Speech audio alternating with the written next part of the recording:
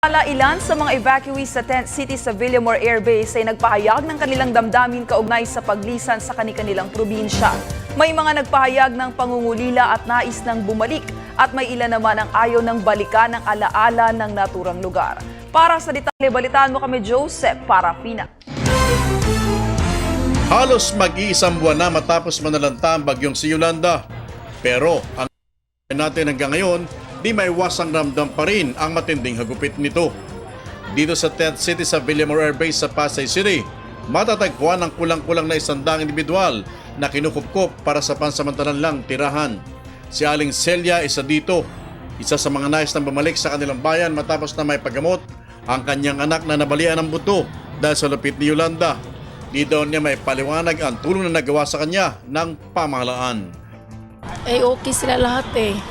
Parang sa ano ko, sa isip ko nga, may ganito pala dito.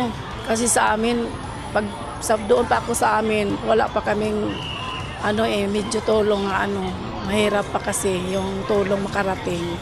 Halos wala na pumapansin sa kabundok ng mga damit na ito na pwedeng kunin ni naman sa mga evacuees na naka-stay dito.